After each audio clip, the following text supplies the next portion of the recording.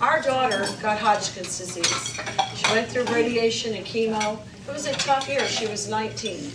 And then she got accepted to study for a year, her junior year in Ireland. And she went to Ireland. Every 3 months, she had to have a blood test and an x-ray. She'd go into Dr. Danaher's office and she'd get it in about 30 minutes. The next day they'd call and say, "You're fine." She went to Ireland, and this is the way it worked. She had to go through the gatekeeper, the doctor that's the gatekeeper. Well, it took a month to get in to see him, and we were paying. We weren't asking the system to pay. She sat there all day in the clinic, and finally they called on her. They could only order one test at a time, so she took the blood test. So then she had to make an appointment. He ordered it. A month later, she went in and sat in the clinic all day. She got the blood test. 3 weeks later, she got the results. Then she went back to see the gatekeeper. And then he ordered her to go to the hospital and have an x-ray. And 4 weeks later, she got into the hospital room, and she waited there all day. And you know what? They had overscheduled her, and she had to come back the next day. She's trying to go to college. She had to go the next day. Then she got the x-ray. And then 3 weeks later, the doctor called and said, "Okay, the x-ray is clear." So then he sends it to her, the gatekeeper, and now the 3 months is up, and she has to start all over again. That's how it is in Canada. That's how it is in all the countries that have single-payer systems. That would be a horrible system for us to have. So it's selling a panacea, something that feels like anything has got to be better than what we have. I say let's build on what we have. Let's provide low-cost, catastrophic coverage for low-income Americans so that, number one, they know that they're not going to lose their home and their car. I say that we give tax credits to individuals and to companies that provide health savings accounts. $1,000 a year for an individual, $2,000 a year for a family, so that they can go anytime they need to go to the doctor. They can walk in with their health savings card, credit card, and get the care that they need where they want to get it. Let's build on the system we have so that we have a better system, not a worse system. I'll talk briefly about education. I do agree that we should do all we can to make sure that students have an opportunity to go to college. Now, first of all, one of the things that, I don't know how you'll feel about this, but all of the higher education loan assistance and the Pell Grant system, one of the things that Congress did is they moved all of the Pell Grant system and all of that from discretionary, that means where you have to fit it in a budget. How much are you going to spend on roads? How much are you going to spend on science? How much are you going to spend on research? How much are you going to spend on Pell Grants? How much are you going to spend on elementary and secondary education? Over to what we call mandatory. It means it goes out the door no matter what, and no matter what it costs. Over in that category, by the way, are sacred programs like Social Security and Medicare and the retirement systems for our veterans and our interest rates.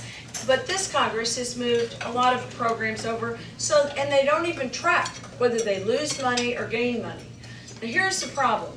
When I was in the General Assembly, we have this great system of state loans. It's called the Kentucky Higher Education Assistance Authority. 75% of our students in Kentucky go to school on this program. And it's efficient, it's low cost, and it provides, and one of the reasons it's been able to accomplish what it has is because they also make students actually pay the money back. I know we all agree with that. You get a loan and you also have to pay it back. And so this means their costs stay low. Well, the previous administration decided that they were going to have a direct loan program and that the United States government was going to directly loan to students. So when I arrived in Congress in 1997, guess what? There was this enormous pool of unpaid student loans. And there was this big debate. Well, if somebody hasn't paid anything on their student loan, should they get their tax return? Like if they're due a tax return back, you know, a tax refund check, or should we take it? Some people are like, no, we shouldn't do that. I mean, those are two different things. I mean, the federal government was horrible at recovering loans that were unpaid. So this became a black hole growing number of loans, no money coming back in. They didn't have any experience in it. And so over the course of the years while I was there, we got the banks back into it. Now, you know, John Yarmouth says it wasn't because they cut the interest rates that the banks stopped making the loans. Well, I will promise you, first of all, the bank said, if you cut the interest rates, we're not going to be able to make these, because the federal government backs them up. They guarantee them only after you've lost a certain amount of money, only after this many months of a student not paying, only after spending this much money to recover them, only after this much of the bank's loss is lost, then the federal government does guarantee the loan. So you don't have a full loss, but it's expensive. Let me just say that. It's expensive for banks to track down students that don't pay their loan. And so, you know, they have to carry that expense. So when they cut the interest rate to the point that the banks, they can't take it off your mortgage. You don't want to cover students that aren't paying back their loans. And if you have a car payment, you don't want to pay for students that don't pay back their loans. So when they cut the rate too low, the bank said we can't make it.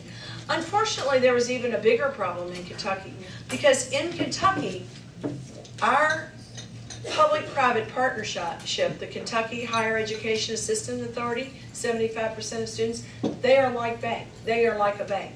And so when John Yarmouth's bill cut the banks, they also cut the Higher Education Assistance Authority. So you might be sad to know that our state, that's already in dire financial situation, had to pony up a $50 million bond issue last week just to keep loans going for the Higher Education Assistance Authority. And was that an unknown consequence? Was that, you know, one of those unfortunate we wouldn't know? No. Jonathan Miller, people from the Kentucky Higher Education Assistance Authority, they called on all of our members of Congress and said, please don't pass this. You are going to kill this program. It's entered into the congressional record, these letters. And so, but they didn't care. They knew better. They were sure they could somehow find the way to do it, and so it has failed. Even more important, have you seen the Best in the Class program? This is a program, John's talking about how proud he is of loan forgiveness, $2,000 a student a year. But in Kentucky, we did something even better. We forgive for teachers that are in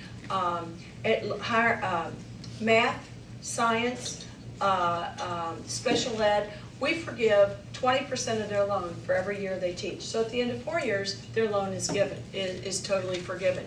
Did you see on all the news, it was in the paper, a couple of television stations, about these poor kids who are now out of school, they're teaching in special education or math or science, have foregone a job in math or science that would have paid a lot more, and they now find out they don't have any loan forgiveness. It wiped out all of those programs. And so, of course, they're distraught. Some of them are young parents, they're young people just starting their lives. One young man said, 60% of my pay now has to go to pay my student loan. So the law of unintended consequences are very difficult. The point is that money is money that could have been spent for other things, for a Bucks to Brains program, for some of the other programs we have. I know I've talked a long time. There are other things here. I do have. Just take a sip. I do think that we're wrestling with the testing that goes on in No Child Left Behind. Let me just say, I was very proud to be in the General Assembly in 1990. Do you remember we passed CARA then? I was one of one of a couple of Republicans, two that survived the next election. I voted for a tax increase to fund CARA, and it had testing in it, accountability, and guess what it did? It compared 4th grade students in a school, and the next year's 4th grade students, and the next year 4th grade students, and it was applauded widely, primarily by the Democrats. Do you remember, primarily, it was passed by the Democrats. They were in the majority. It was a Democrat governor and a lot of applause. And I have to say that making sure that testing is fair is very difficult. Now, I don't know. I think I must have misheard. I don't think John Yarmouth said that 50% of Jefferson County students are in a different school at the end of the year from where they start, did he? 30